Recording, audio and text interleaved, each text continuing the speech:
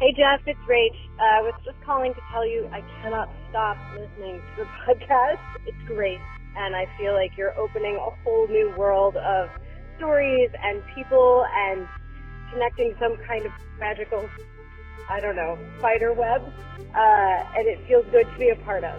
So I'm really proud of you. Hope you're having a good time. Love you. Bye. This is the 10th episode of 1F Jeff. The number 10 is the base of the decimal system, which is the most widely used number system in the world. It's the sum of the first four natural numbers, 1, 2, 3, and 4. In many cultures, it symbolizes completeness or perfection. 10 episodes. How about that? Thank you to everyone for continuing to listen, for just starting to listen, or for just listening to the first 5 minutes of this episode. I appreciate you all. I would say that I couldn't do it without you, but I could. And I would do it without you. But it's definitely more fun with you. And speaking of fun, Bing Bong, how do you feel about our 10th episode? It's your show, Jeff. Right, okay. How do you feel about my 10th episode, Bing Bong? I feel great about it, Jeff. Bing Dong feels great about your 10th episode, Jeff. Thank you, Bing Bong. Anything new with you? No. Well, sometimes a boring life is better than a sad life, right? No. I love you, Bing Bong. I love you too. Bing Bong loves you, Jeff. Hooray! This episode is part 2 of my road trip across the United States and elsewhere, specifically my drive from Wyoming to Nevada, Reno, Nevada. Reno, Nevada is known as the biggest little city in the world. It was founded in the 1860s and grew rapidly during the mining boom. It's also famous for its casinos and its proximity to Lake Tahoe, where I get lost in the parking garage of my hotel for a half an hour. Some casinos have huge and confusing parking structures, and they don't always have clear signage or easy-to-find exits. So stay tuned for that. Where the fuck is the goddamn fucking elevator? This episode, again, will be a bit raw and unpolished, perhaps a little more polished and produced than the last episode, but still, forgive. I'm working with what I have and I'm learning as I go. I appreciate all the positive feedback I got about the last episode. I didn't quite expect it, to be honest. It seems like it's the episodes that I don't think are that good are the ones that resonate the most with people. Or maybe there's something else going on that I'm not aware of. Maybe people really did want to hear more of me talking. If you guys did love or hate the last episode or this episode, or have any opinions or thoughts about the podcast, or honestly, anything at all, you can always email me at 1fjeffpod@gmail.com. You can send me a voice memo from your phone through that email address, and maybe I'll play it on the show. Who am I kidding? Just send me the fucking voice memo. I'll play it on the show. As always, thank you for listening. Thank you for being here. Here's me in Wyoming. Okay, I'm in Wyoming now. Just thought I'd let you know. My card just said, "Welcome to Wyoming." I mean, it didn't say it out loud. It just showed me on the screen. I'm on my way to my hotel for the evening called Bear Lake Lodge or something. It's just a motel. It's cheap. I went on the Needles Highway today at the recommendation of, I forget who, I think somebody who I met along the way said you should drive the Needles Highway. The Needles Highway is a stunning 14-mile route in Custer State Park, South Dakota. It's famous for its granite spires known as the Needles, and it features several tight tunnels and hairpin turns. And yeah, that was something else. At one point, you're like driving through like a one-lane rock tunnel, and everybody's waiting to go through. I don't know how to describe it. I'm exhausted, but I'm in Wyoming, so that's exciting. Yeah, it ended up being quite a long day, and I'm not going to get to my hotel until about 7:15, but that's okay. Oh, there's a sign that says, "Welcome to Wyoming." Hooray. I've been thinking about how what I wanted to do with this podcast on this trip is not exactly what I've done with this podcast on this trip. I feel like I've been in a hurry, which is a thing that I've been struggling with my whole life, I think. This feeling of impatience, of being in a hurry to get somewhere or do something, not being able to relax very well. So maybe that's something to think about. Okay, I'm going to keep driving. So I'm in Sundance, Wyoming. It's beautiful here. It's a very small town. But Wyoming is when I got into Wyoming, suddenly everything became beautiful. Not that it wasn't beautiful in South Dakota, but it's a different kind of beautiful. Anyway, I had dinner at this bar around the corner from the hotel I'm staying in. Motel. Very motel. And a guy came in, young guy came in. The bartender knew exactly what drink he wanted. It was a Coors Light in a bottle. Started talking to him. Sam's a 29-year-old cattle rancher. Went to Ohio State University for finance. Worked in finance for 4 or 5 years. Realized that he hated working in an office and he wanted to work outside. So we started working on ranches, and he's traveled all over the country working on ranches. And I really admire that, you know. He's living life on his own terms, and that's more than a lot of people can say. I asked him what he did today, and he said, we spent most of the day trying to find about, I forget what the number was, 7 or 8 cows that had gotten lost somewhere. He told me about all the different kinds of horses, the number of times he'd gotten bucked off of horses that he liked, but he understood why. The Ohio State Buckeyes, his sister, who lives in Brooklyn, New York, works in fashion. And, you know, I was thinking at the time, and I even told him, I was like, you know, about the podcast, and I was like times like this, I wish I had my microphone on me. And there's been so many times on this trip that I wish I had my microphone on me. But also, like, as I've said, it's almost better that I haven't, because I don't think the conversation would have been the same. Because just like a camera changes the nature of a conversation more profoundly than a microphone does, but still, a microphone, if I had pulled out a microphone and been like, hey, I have a podcast, can we have a conversation on the podcast? It wouldn't have been the same conversation. It would have been different. Because it's funny, you know, this whole trip, it's been like, I've been going into it with this attitude of like, everybody I meet, I'm going to go into it with an open mind until they give me a reason not to have an open mind about it. And literally every single person that I've met, had conversations with and talked to, they've all been wonderful. Like, they've all been lovely. They've all been interesting. And frankly, everybody seems to feel the same way about politics too. I have no idea how Sam voted in the last election, but me and Sam agree that the whole thing is broken, that neither side has our best interest at heart, and that the media is making us all hate each other, and it's really, really bad. And that's a sentiment that I've gotten from other people too. I'm just like, wow, you know? I'm sure there's assholes out there. I mean, there are, of course. But my experience in driving across this beautiful country of ours has not been that it's a country of ignorant assholes. It's been that it's a country of interesting people who are all like disenchanted with the government. Nobody's really happy with what's going on in Washington, D.C. I don't think I've ever talked to a cattle rancher before. I don't think I ever thought that I would. But honestly, if I lived here in Sundance, me and Sam would be friends. I'd get drinks with him. But I think that most people, if you said, oh, they're a cattle rancher, there's immediately a stereotype wall that goes up. Who's a cattle rancher? A Trump supporter. Oh, I don't like them. The media has told me they're stupid. These stories that the media is telling us aren't true. This division the media is fomenting in our country is all a lie. They're making money getting us to hate each other, and that's bullshit. This town, Sundance, is a very small town. I think there's about 1,000 people who live here.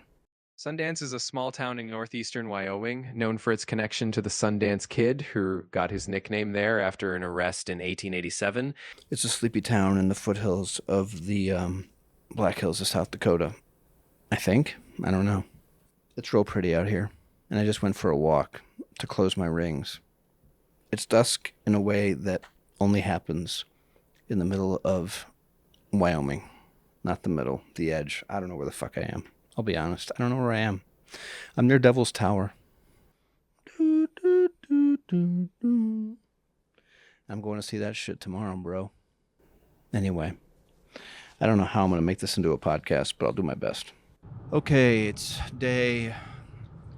Wednesday, Thursday, Friday, Saturday, Sunday. Day 5, 9:46 a.m. Going to Devil's Tower. and then driving south. I found that an amazing Airbnb. It looks like amazing Airbnb for tonight with free breakfast made for me and a coffee bar and everything. It's in a town called Atlantic City, Wyoming. Didn't even know there was an Atlantic City, Wyoming. I think it's actually in the middle of nowhere, which isn't always the worst place to be. I've gone 1,654 miles, and I've been driving for 29 hours and 20 minutes. Good Lord, Jeff. Good Lord. I would love to have a salad that has something other than iceberg lettuce. I've tried salads the last couple nights, and it's just been like it's not even worth it. It's like iceberg lettuce with a bunch of cheese and bacon on the top. So that's no bueno. It's just, you eat on the road, and you eat on the road in this part of America, and the eating habits are different. There's a lot of beef. Try not to eat too much beef, but to a degree it can't be avoided. But it would be nice to have a nice big salad with a lot of interesting lettuce and spinach and whatever else. C'est la vie. I'm excited about today because it's going to be, I think, not a crowded road day. I'm not going to any national parks or that close to any national parks, although Atlantic City is kind of close to the Grand Tetons. But that's at the very end. Beautiful field of beautiful wildflowers. I think those are sunflowers too, to my right. To my left, some kind of half mountains with some of the grasses worn away, revealing the red dirt underneath. Kind of pretty. In front of me, a light blue Subaru. Inside the car, Jeff Taylor, 51 years old, devastatingly handsome for his age, rather tired and road weary. Is that a thing? I'm a little road weary. All right, bye. I'm at Devil's Tower, and I entered the park, and now we're just like sitting at a red light, but it's not clear what the red light is for, and cars are backed up like way back. Devil's Tower is a geological formation in northeastern Wyoming, standing 867 feet above the Belfort River. It holds cultural significance for several Native American tribes and was designated the first U.S. national monument in 1906. And we haven't moved for like 10 minutes, and I'm just confused as to what the point of this light is. There's cars coming from the other direction, but like, why are we not moving? Anyway, lots of close encounters. Feelings being here. They built the entire set here. They shot it on location and built the whole fucking set. It's amazing. We're moving. I take back what I said earlier about looking forward to this day because it won't be a very big traffic day. I've been sitting here for 15 minutes now, and I just don't know what's going on, and I'm like struggling to maintain my patience because I just don't understand what the hell could be going on. Like, cars are now backed up for as far as I can see. We haven't moved an inch. Well, we've moved 10 feet in 15 minutes. Like, why aren't we moving? I'm honestly... Oh, we're moving. God bless America. Wyoming is the most beautiful state I have been to so far.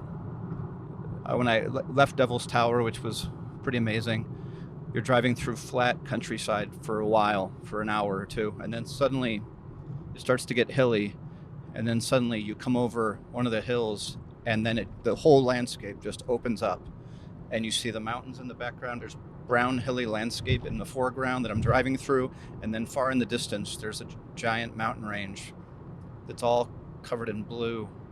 It's amazing. Really, it's breathtaking, and there's no cars on the road. I was going to pull over to try to take a picture, but I'm going 90 miles an hour, so.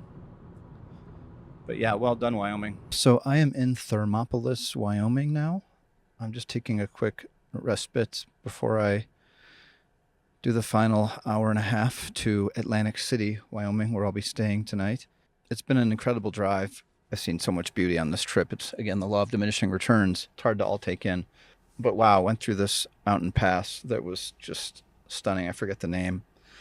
And you get to the end of it, and there's just these, I think it's called two walls or something, but there's these giant walls of granite, these giant, I think, granite walls. It's just incredible. I've never seen anything quite like it. Anyway, it's 96 degrees here in Thermopolis. There's hot springs here, but it's a little too warm to want to. I don't think I have any interest in soaking my body in hot water. I do wish it was cooler, because it's like usually 20 or 30 degrees cooler here apparently. I am feeling a bit lonely. I don't know if lonely is the right word. Yeah, a little lonely. I'm staying in Airbnb tonight, and I think there's a host there. And I hope the host is nice, because it would be nice to like have a friendly host to talk to tonight. My car is holding up just fine. All right, on to Atlantic City, where they blew up the Chicken Man in Philly last night. They blew up his house good. Not the same Atlantic City, of course, but you know, we're doing what we can.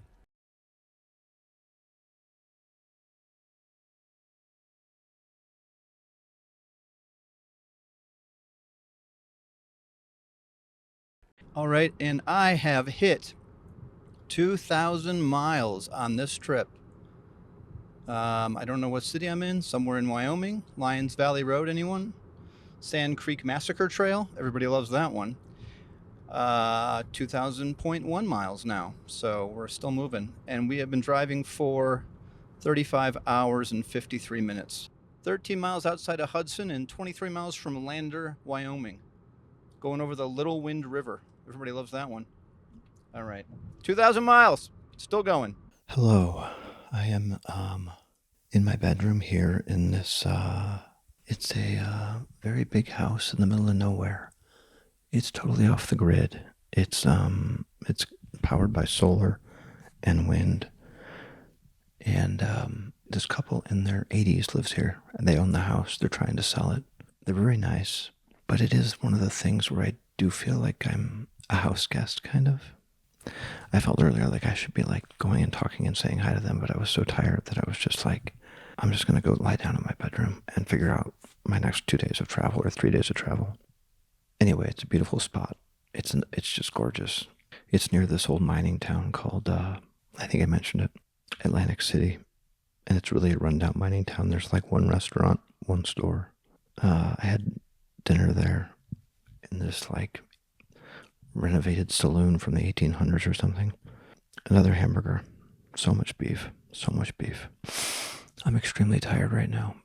I'm going to get up early tomorrow, and they're making me breakfast, or the woman's making me breakfast. Dee is her name.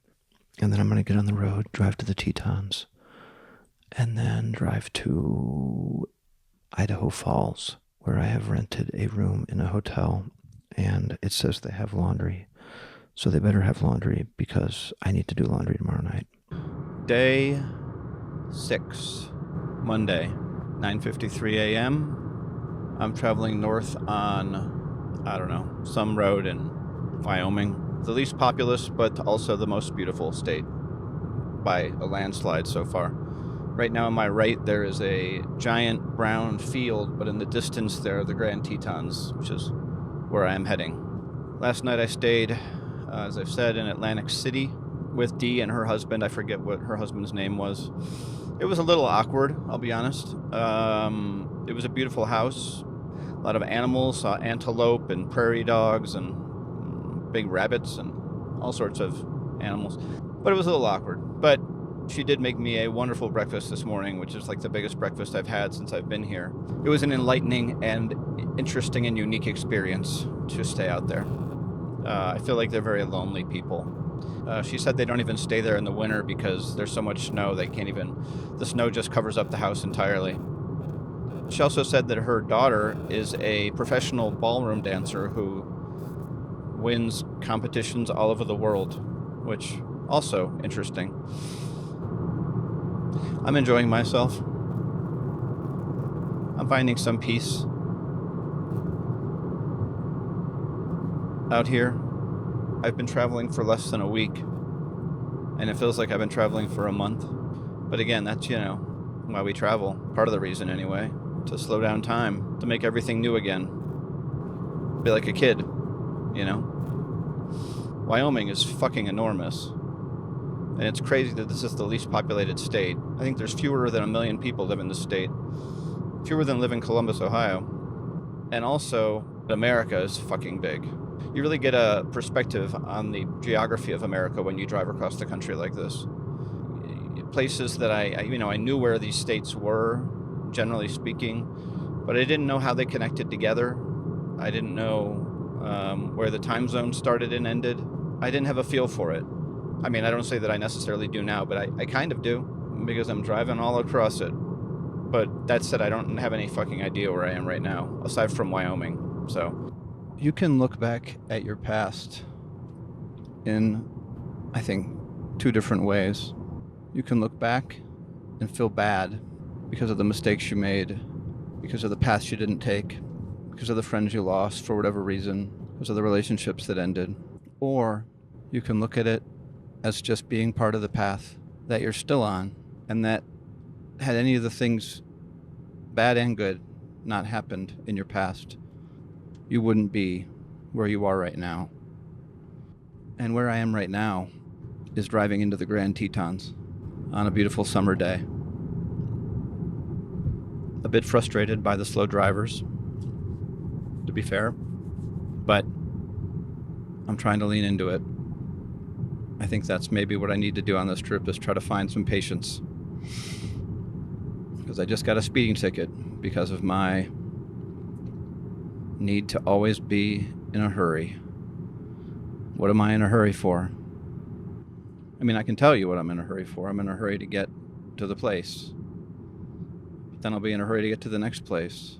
At what point do I learn how to slow down and enjoy the getting to the place? At what point can I stop and enjoy the path itself, instead of just trying to get off the path as quickly as I can to get to another path, and then another path, and then another path?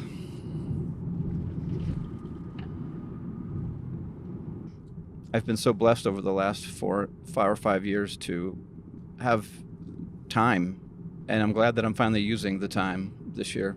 My job for 4 years was, for the most part, very, very easy. I was working from home.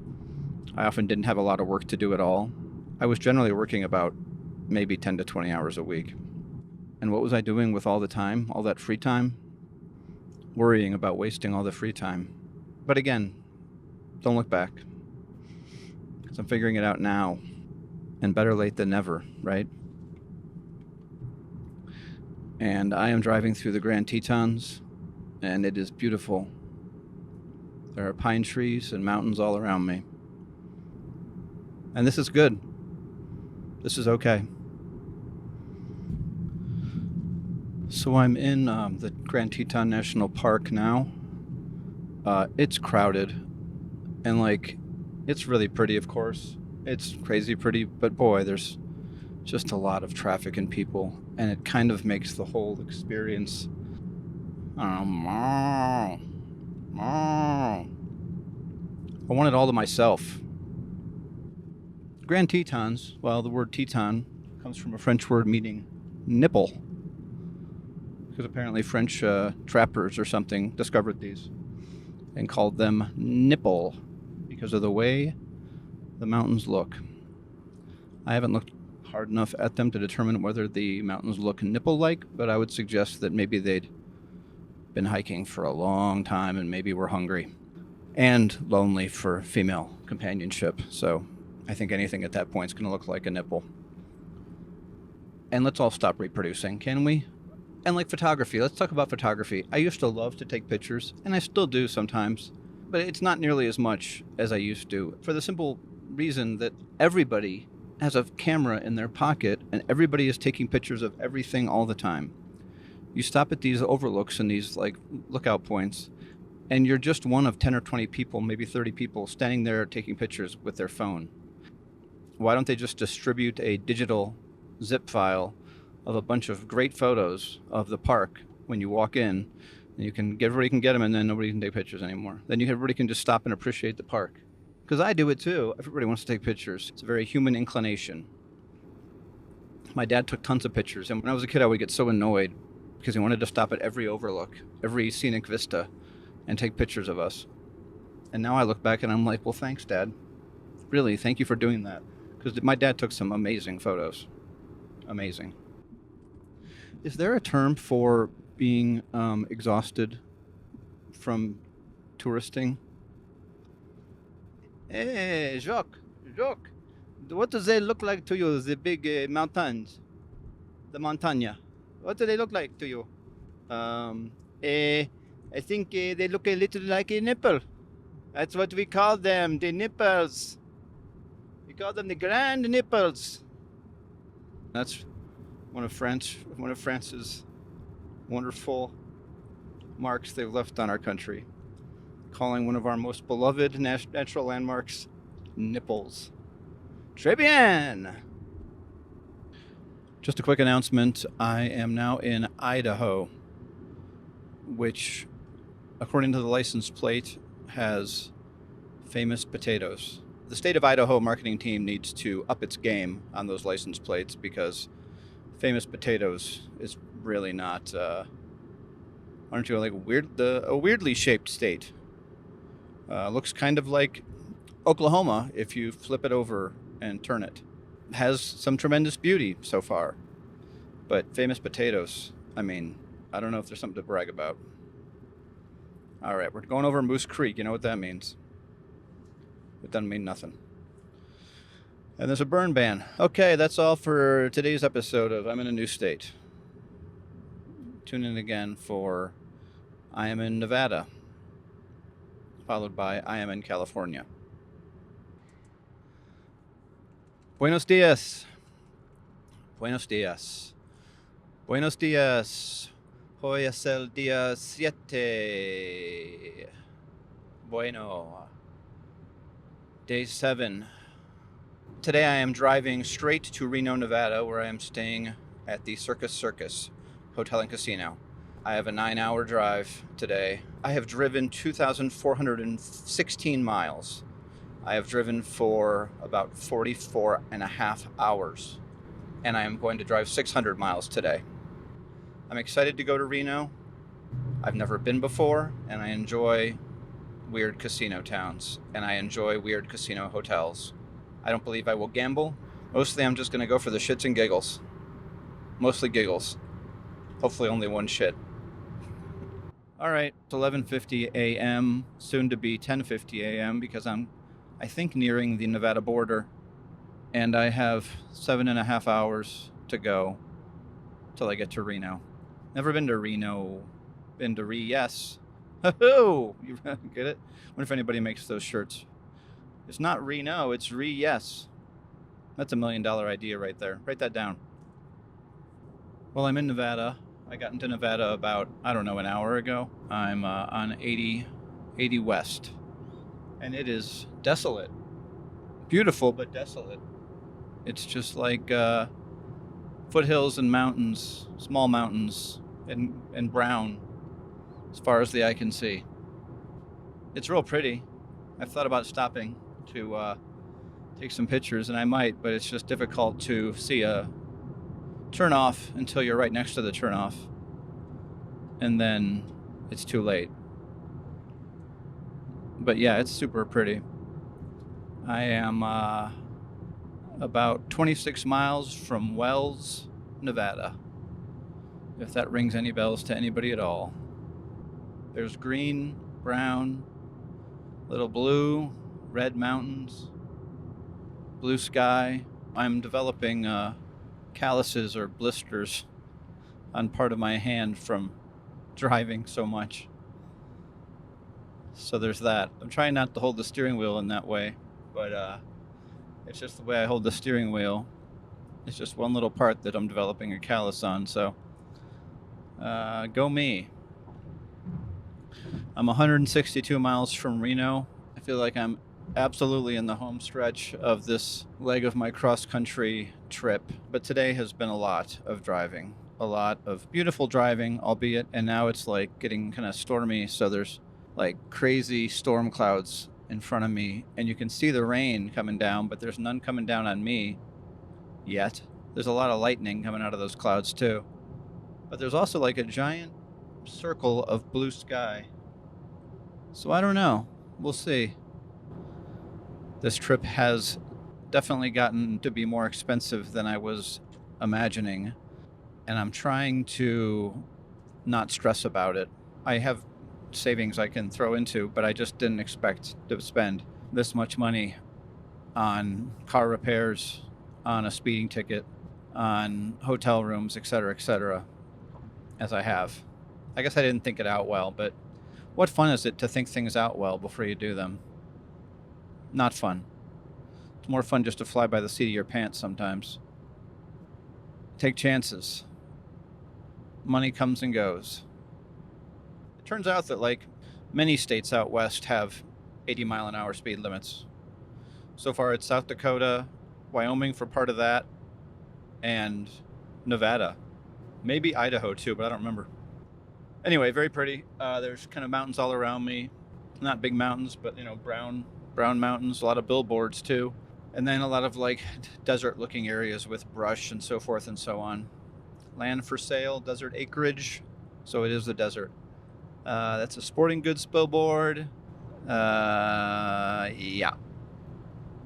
I've been tossing around the idea of driving out to St. Louis to see the City Museum for, I don't know, a few months now. Ironically, it turned out to not be really even a highlight of this trip, but it doesn't matter. So I've been thinking about doing that for a while. And then after the Ireland trip, me and my sister were back in Westlake, and we went out for a beer. Her and her son go camping out at this Wrights Lake campground every year. They've gone for like 10 or 15 years now. And I went last year, and it was great. And we were talking about it, and she told me when it was, and I was like, maybe I could go. Maybe I could drive across the country and just fucking go. Like, why the fuck not? I got some severance pay left. I got some cryptocurrency. 2.5 weeks later, I fucking went. I just went. If you have vertigo, dizziness, or migraines, call Gates Brain Health, 707-507-2000. I have been on this road for a long time, and it feels like it's never going to end. And I believe I see the Sierra Nevadas in front of me. Hallelujah. Praise the Lord. If there is a heaven, I think God would like me. He'd be like, Jeff, you've done a lot of good. You've done some bad things, but you've mostly done good stuff. You've used your existence on this planet well, so you're in. Which cloud do you want? You want that one? The fluffy one? You can have that fluffy one. You want to go meet Jimi Hendrix, or who do you want to meet? Buddha? All right. He's a bit intense, but you can meet him. I know you wouldn't think he's intense, but he's actually very intense, Buddha. It was surprising to me too, but he's an anxious guy, that Buddha, and he's got a weight problem. We're trying to get him on Ozempic, but he is not. He's resistant to that. Yeah, we have Ozempic in heaven. Yeah. It's still expensive. Yeah. Still made in Denmark. It's a complicated process as to how it gets up to heaven, but don't you worry. We get it here. Attention, attention, attention. I have driven 3,000 miles in 1 week. It's a lot. I just passed Painted Rock, Nevada. I am about 30 miles outside of Reno. Still going. What brings you to Reno? Actually gonna meet up with family. Have you gambled? I have not. Have you been here before? I have not, no. What do you think? I like it. It's different. Keep going, explain. It's not as big as Vegas? Las Vegas. It has more of like the small town casino charm, but like a bunch of them put together. Do you like to gamble? I usually don't. I enjoy it, but I'm not much of a gambler. Do you feel like you've come out, like you feel like over the long term you've come out like on top? I've come out on top. Well done. You know when to quit. I do, yeah. Where are you from? New York City originally. Oh, where do you live now? Oakland. Oh, I lived in New York for like 10 years. What part of New York? Brooklyn, Park Slope. Oh, no kidding. Where at? Just off Flatbush, near 7th. I was on 7th and 9th for a couple years. So I was on Park Place and then Prospect Place. What do you do? I'm a horticulturalist, but mostly a painter now. Well done, sir. Well done. What's your name? Sully. Sully, Jeff. Good to meet you, man. Nice to meet you. Thanks for talking to me, man. Yeah, Appreciate you. thank you. Do you come here a lot? Huh? You come to Reno a lot? No. Zoltar has more to say for you if you have a small gift for me. I'm already lost in the fucking casino, and I haven't barely been here. Seriously, though, how do I get the fuck out of here? Why am I in the garage now? I am walking through the parking garage trying to figure out how the fuck to get to my room or the elevator that takes me to my room. This is ridiculous. It's like not only do the casinos confuse you while you're actually in the casinos, they confuse you while you're even in the parking garage.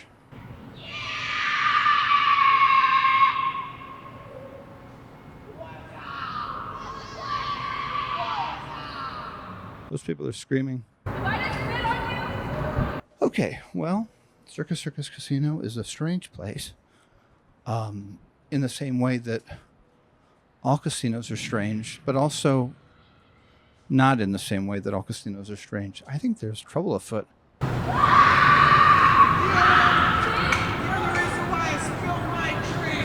feel like they hire some guy when they make a casino and they're like, here's what we're thinking, but can you make this, like, take our idea here and make it as confusing as humanly possible for people to get out of or figure out. And then you're hired. You get $1 million. For real, though, how the fuck do I get out of this parking garage? Like, where am I? I'm not that drunk, but, like, I'm totally lost. I'm going back to where I started because I just literally have no idea where to fucking go. How do I get back to the tunnel that goes back to my apartment, my hotel room? I think I figured it out. It's opposite the registration. This is a gas station. Where the fuck am I? What the fuck is going on here?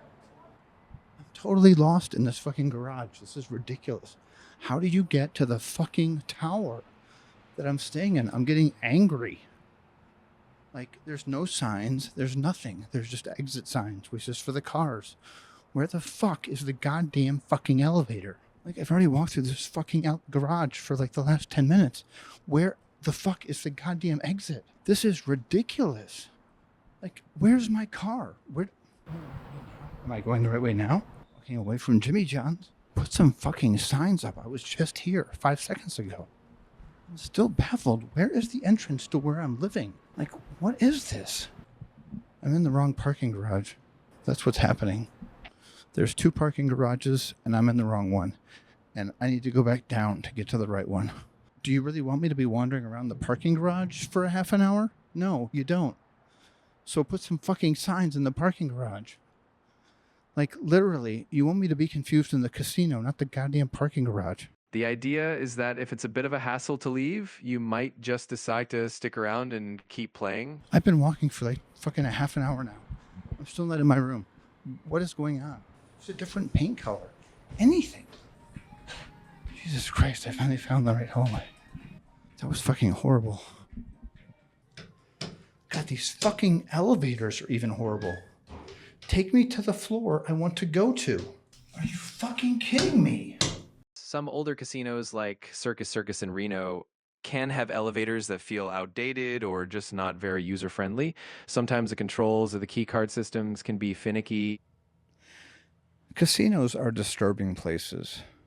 It's all underground. You don't see daylight. It's intentionally confusing. At one point, I didn't realize I was in a totally different casino than the one that I was staying in. I lost $19.95.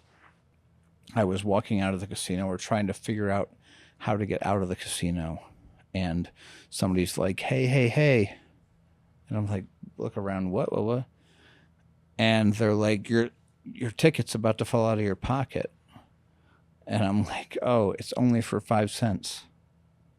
And everybody laughed. Ha, ha, ha, ha, ha. And they're like, well, if we give him, based on his profile, if we give him this win now, he'll continue to play at this game. And I probably did. I won 20 cents. The thing goes bling, bling, bling, bling, bling. You win 20 cents. And you're like, oh, well, I guess I better keep playing. Oh, now I'm down to 5 cents, and there's no game that I can play. Except for even the penny games, which they seem like they're penny slots, but no, they're actually like 30 pennies you need to play. Anyway, I had a great time tonight. If it doesn't actually come through in this recording, I did actually have a great time tonight. I found this whole experience to be fascinating. Casinos are fascinating. People are fascinating. I interviewed some people. I talked to a guy at the restaurant from New York City. He works with musicians, none of whom I'd heard of, but, you know, he's in Reno, Nevada, so must be doing something right. My parents were not necessarily the root of the trauma like they normally are for me. Congratulations on that one. I know, dude. I lucked out. Yeah, well done on that. But we all have shit. We all do. Seen We shit. all do. We all do. And it's crazy how much the stuff that happens when you're like 0 to 18 is the shit that ends up like forming you in a way for the rest of your life. It really can, man. It's crazy, yeah.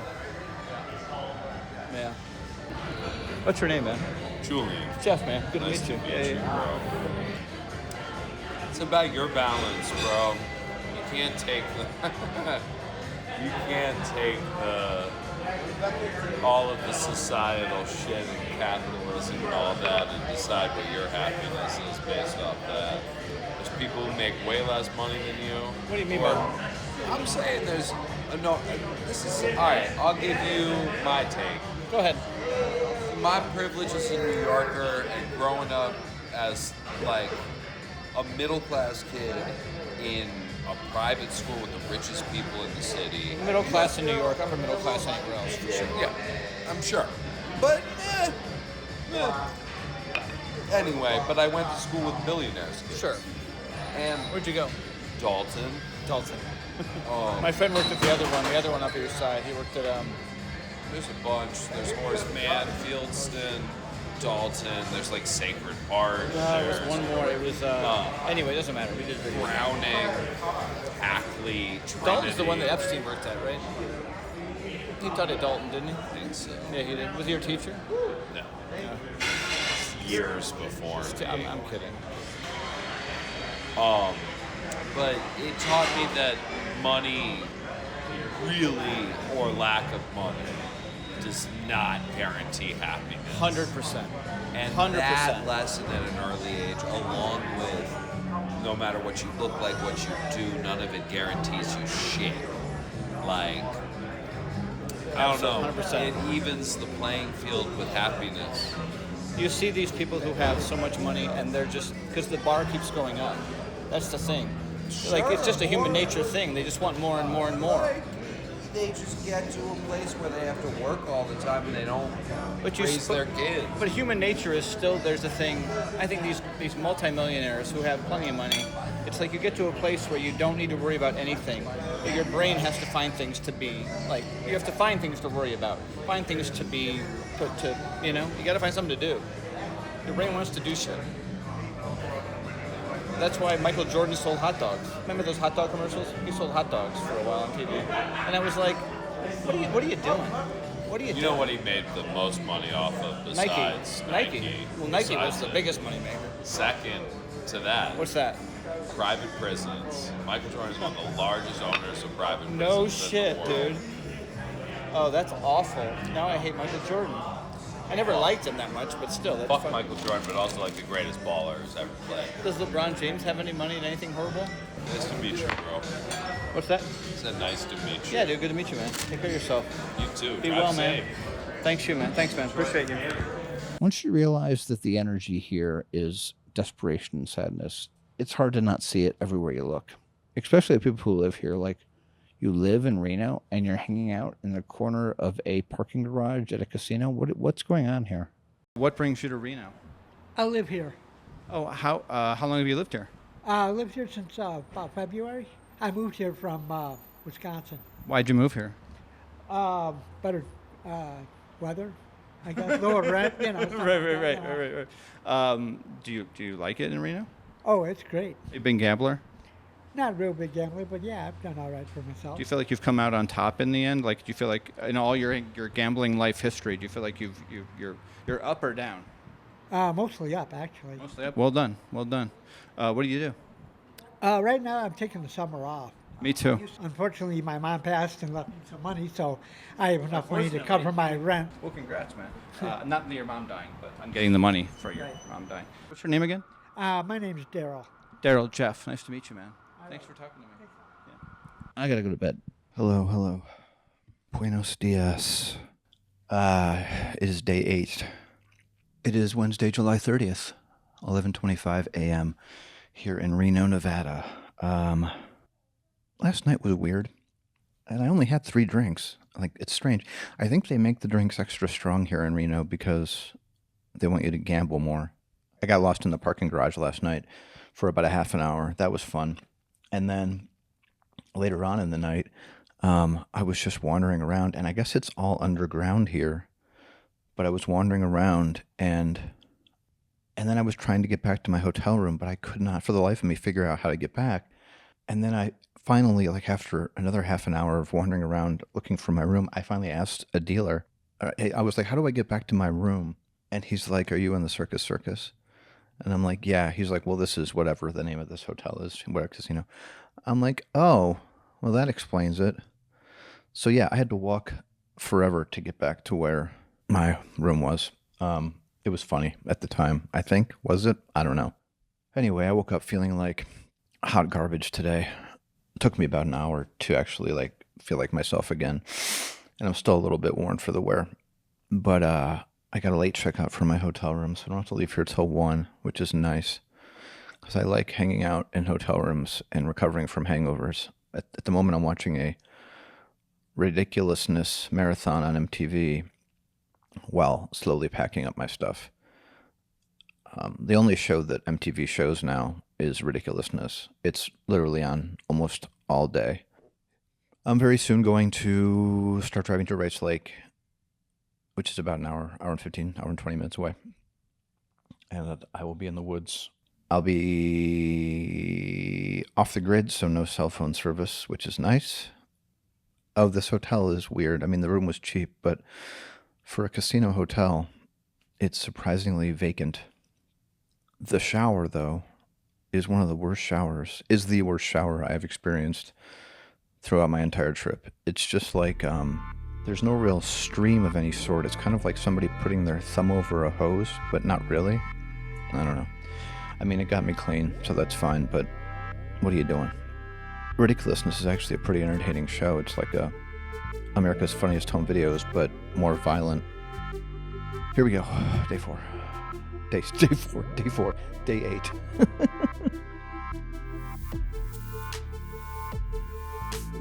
As I finish editing this episode, it is day 13 of my trip. I am sitting in my friend's tiny house in San Jose. How did I get here? What happened during the second half of last week? Find out in episode 11 of 1F Jeff, which will consist entirely of California. If you like this episode, you'll like that one even more. If you didn't like this episode, please tell me why, because I think it's pretty fun. 1FJeffPod@gmail.com. I hope you enjoyed listening to this episode as much as I enjoyed making it. If you are enjoying this podcast, please share it with other people who you think might also enjoy this podcast. And if you haven't done so yet, please subscribe to the podcast so you won't miss an episode. And then just take a few minutes to write a quick review, a nice review. It's not hard, and it'll make you feel really good. And if you'd like to see some photos of my trip, or just want to snoop, you can follow me on Instagram @1FJeff. Thank you all again for being here. Thank you for listening. I made 10 episodes of this. What do you think, Dad? Very good, Jeffrey.